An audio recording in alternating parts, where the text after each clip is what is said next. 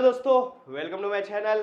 आज हम लोग यहाँ पे फाइनेंशियल प्लानिंग का प्रैक्टिस सेट 4.1 का फर्स्ट क्वेश्चन देखने वाले हैं। पहला क्वेश्चन क्या दिया है वो देखेंगे, उसको सॉल्व करेंगे। ठीक है, पवन मेडिकल सप्लाईज मेडिसिन, एक मेडिकल है वो मेडिसिन सप्लाई कर रहे हैं। ठीक है, on some medicine the rate of GST is 12%। कुछ मेडिसिन का रेट ऑफ जीएसटी क्या है? 12% है। ठीक है, मेडिसिन का रेट ऑफ जीएसटी क्या है? 12%। यहाँ पे दिया क्या है वो लिख देता हूँ, रेट ऑफ जीएसटी इज 12%।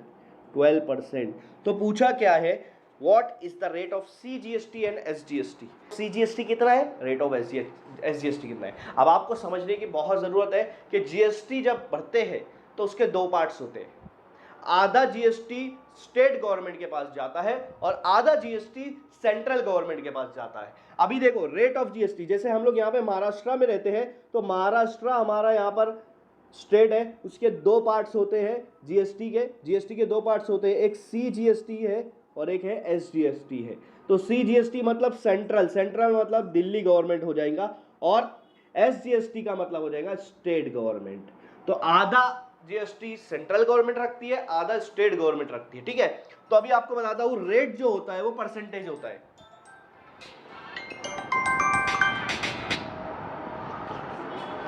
तो अभी आपको बताता हूं, रेट का मतलब होता है परसेंटेज, और अगर अमाउंट आया तो जीएसटी की कीमत लेना पड़ेगी। यहां पे रेट ऑफ जीएसटी दिया है 12%। अब पूछा है रेट ऑफ सीजीएसटी, तो रेट ऑफ सीजीएसटी अगर आपको निकालना है, रेट ऑफ सीजीएसटी आपको निकालना है तो रेट ऑफ जीएसटी का हाफ कर दो, रेट ऑफ जीएसटी का हाफ कर दो।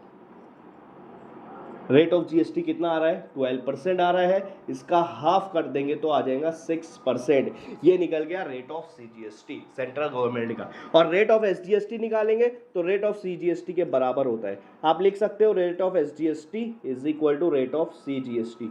रेट याद रखना परसेंटेज के लिए होता है, अगर अमाउंट बोला है तो आप फिर परसेंटेज नहीं बता सकते, अमाउंट बताना पड़ेगा वहाँ पे। तो जितना सीजीएसटी था उतना ही एसजीएसटी भी आएगा, दोनों का रेट क्या आएगा? 6%, 6% आधा आधा।